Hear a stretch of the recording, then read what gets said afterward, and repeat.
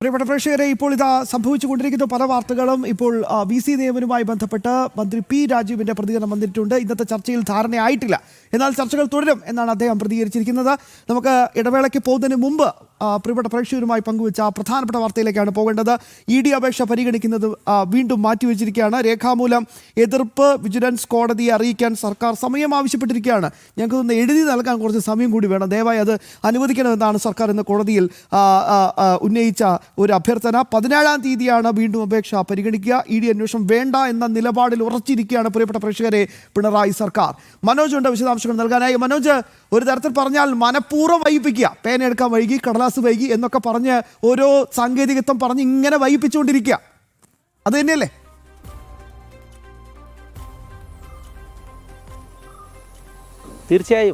തീർച്ചയായും അതുതന്നെയാണ്. അതായത് ED 5-ാം തീയതിയിലാണ് ഈ അപേക്ഷ സമർപ്പിച്ചിരുന്നത്.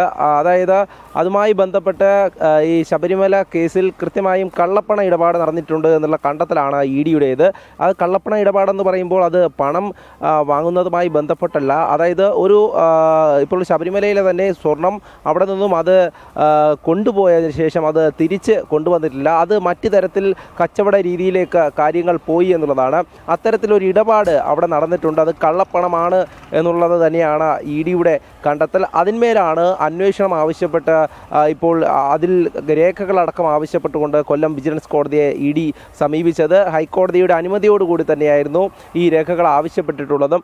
എന്നാൽ ആദ്യഘട്ടത്തിൽ ഈ അപേക്ഷ പരിഗണിക്കുന്നത് ഈ SIT വാദം, അതായത് SIT ആണ് ഈ രേഖകൾ സംബന്ധിച്ചിട്ടുള്ള മറുപടി നൽകേണ്ടത്.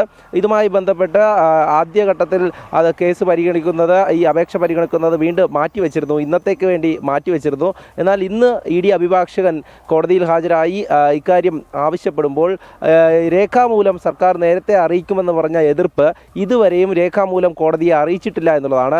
വീണ്ടും സമയം ആവശ്യപ്പെട്ടിരിക്കുന്നു എന്നുള്ളതാണ് പ്രധാനപ്പെട്ട കാര്യം. അതായത് നേരത്തെ ശ്യാം സൂചിപ്പിച്ച പോലെ തന്നെ എത്രത്തോളം വൈകിപ്പിക്കാൻ പറ്റുമോ അത്രത്തോളം വൈകിപ്പിക്കാനുള്ള ഒരു ശ്രമമാണ് നടക്കുന്നത്. എന്നാലും ലാസ്റ്റ് ചാൻസ് എന്നുള്ള നിലയിലാണ് 17-ാം തീയതി ആവശ്യപ്പെട്ടിട്ടുള്ളത്. അത്തരത്തിൽ 17-ാം തീയതിയിലേക്ക് മാറ്റിവെക്കുമ്പോൾ വീണ്ടും ED അഭിഭാഷകൻ ഹാജരാകും. ഈ രേഖകൾ നൽകാനാവില്ലെന്ന SIT വാദത്തെ അത് കൃത്യമായും എന്തുകൊണ്ടാണെന്നുള്ളത് കോടതിയിൽ വാദിക്കും. കൃത്യമായും അത് കോടതി ഈ നിലപാട് സ്വീകരിക്കുമെന്നുള്ളതാണ്. കാരണം ED അന്വേഷണത്തിന് എന്താണ് തടസ്സം എന്നുള്ളത് പരിശോധിക്കേണ്ടിയിരിക്കുന്നു. കൂടുതലും രഹസ്യ സ്വഭാവമുള്ള കേസായതിനാൽ ED അന്വേഷിച്ചു കഴിഞ്ഞാൽ ശരിയാകില്ല എന്നുള്ള നിലപാടിലൊക്കെ ആയിരുന്നു ഈ സർക്കാർ, അതോടൊപ്പം തന്നെ SIT. എന്നാൽ അത്തരത്തിൽ രഹസ്യ സ്വഭാവം കാത്തു സൂക്ഷിച്ചുകൊണ്ട് തന്നെ അന്വേഷണം മുന്നോട്ട് പോകുമെന്നുള്ള കാര്യം ED കോടതിയെ അറിയിച്ചിരുന്നു. ED അല്ല, ആര് വന്നാലും ഞങ്ങൾക്ക് ഒരു പ്രശ്നവുമില്ല, പാറ്റൻ ടാങ്ക് പോലെ നിൽക്കും ഈ PP ശശി എന്ന മൂവി ഡയലോഗ് ഓർമ്മിപ്പിക്കുന്ന രീതിയിലാണ് പല പ്രതികരണങ്ങൾ വരുന്നുണ്ട് സർക്കാർ തലങ്ങളിൽ നിന്നൊക്കെ. പക്ഷെ പിന്നീട് എന്തിനാണ് ഇതിങ്ങനെ വൈകിപ്പിക്കാൻ മനഃപൂർവ്വം ശ്രമം നടക്കുന്നത്? ED വരട്ടെ എന്നങ്ങ് ചിന്തിച്ചൂടെ?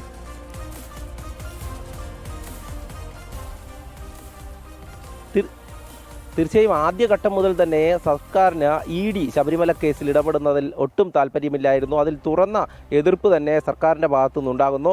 അത്തരത്തിൽ എന്തെങ്കിലും അന്വേഷണം ഉണ്ടെങ്കിൽ, അതായത് SITക്ക് പുറമേ ED അന്വേഷണം വന്നു കഴിഞ്ഞാൽ മറ്റു പ്രമുഖരിലേക്ക് ഈ അന്വേഷണം എത്തുമോ എന്നുള്ള ഒരു ഭയം തന്നെയാണ് സർക്കാരിനും. അതോടൊപ്പം തന്നെ പ്രധാനമായും പറയുകയാണെങ്കിൽ CPMനടക്കം ഈ ഒരു ഭയമുണ്ട്, ഈ ഒരു ആശങ്കയുണ്ട്. അതുതന്നെയാണ് EDയെ ഈ കേസുമായി ബന്ധപ്പെടുത്തരുത് എന്ന് ആഗ്രഹിക്കുന്നത്. എന്നാൽ ED ഈ കള്ളപ്പണ ഇടപാട് കണ്ടെത്തിയിട്ടുണ്ടെങ്കിൽ അതിന്മേലുള്ള രേഖകൾ ആവശ്യപ്പെട്ടുകൊണ്ടാണ് കോടതിയെ സമീപിച്ചിട്ടുള്ളത്. രേഖകൾ കിട്ടുകയാണെങ്കിൽ EDയുടെ ഭാഗത്തു നിന്ന് ഒരു സമഗ്രമായിട്ടുള്ള അന്വേഷണം ഉണ്ടാകും. അത്തരത്തിലൊരു അന്വേഷണം ഉണ്ടായാൽ ഇതുവരെ കുടുങ്ങിയവർ മാത്രമല്ല ഇനിയും പലരും കുടുങ്ങുമെന്നുള്ള ഒരു ഭയം തന്നെയാണ് നമുക്ക് ഈ താമസിപ്പിക്കുന്നതിലൂടെ നമുക്ക് മനസ്സിലാകുന്നത്. എന്തായാലും നിലവിലിപ്പോൾ 6 പേർ അറസ്റ്റിലായിട്ടുണ്ട്. ഏറ്റവും ഒടുവിലായി അറസ്റ്റിലായിട്ടുള്ള A പത്മകുമാറിനെ അടക്കം 2ാമത്തെ കേസിലും, അതായത് ദ്വാരപാലക ശില്പങ്ങളുടെ കേസിലടക്കം പ്രതി ചേർത്തുകൊണ്ട് SIT സംഘം ചോദ്യം ചെയ്തിരുന്നു. എന്നാൽ ആ പത്മകുമാറിൽ മാത്രം അറസ്റ്റ് നിൽക്കുന്നു എന്നുള്ളതാണ് പ്രധാനപ്പെട്ട കാര്യം. അതിന് മുകളിലേക്ക് മറ്റ് നടപടികൾ എത്തുന്നില്ല എന്നുള്ളത് നമ്മൾ നോക്കിക്കാണേണ്ടതാണ്. എന്തായാലും ഈ ഒരു സാഹചര്യത്തിൽ EDയുടെ അന്വേഷണം വരുന്നതിൽ എങ്ങനെയൊക്കെ തടസ്സം സൃഷ്ടിക്കാമെന്നുള്ള ഒരു കാര്യം തന്നെയാണ് നമ്മൾ ഈ കോടതിയിലടക്കം കണ്ടുവരുന്നത്. ആ രേഖകൾ എന്തുകൊണ്ടാണ് EDക്ക് കൈമാറാത്തത് എന്നുള്ള ഒരു ചോദ്യം ഉയർന്നു നിൽക്കുന്നുണ്ട്. അത്തരത്തിൽ രേഖകൾ കിട്ടിക്കഴിഞ്ഞാൽ അന്വേഷണം വിപുലീകരിക്കുമോ, അല്ലെങ്കിൽ അന്വേഷണം പ്രധാനപ്പെട്ട നേതാക്കളിലേക്ക് അടക്കം പോകുമോ എന്നുള്ള ഒരു ആശങ്ക തന്നെയാണ് നമുക്കിവിടെ കാണാൻ കഴിയുന്നത്.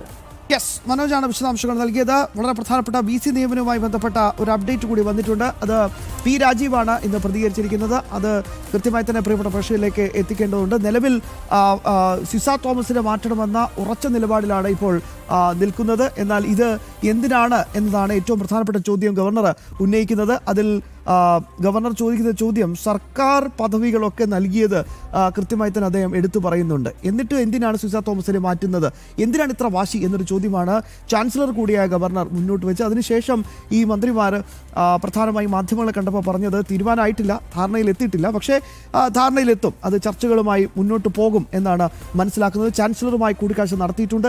സർക്കാർ മുൻകൈ എടുത്താണ് ചർച്ച നടത്തിയത്. ചർച്ചയുമായി ബന്ധപ്പെട്ട കാര്യങ്ങൾ സുപ്രീം കോടതിയെ അറിയിക്കും. സമവായത്തോടെ പോകാനാണ് സർക്കാർ ഇപ്പോഴും ശ്രമിക്കുന്നത് എന്നതാണ് മനസ്സിലാക്കാൻ സാധിക്കുന്നത്. ചർച്ചകൾ തീർന്നിട്ടില്ല, ചർച്ചകൾ തുടരുമെന്നും പറയുന്നു.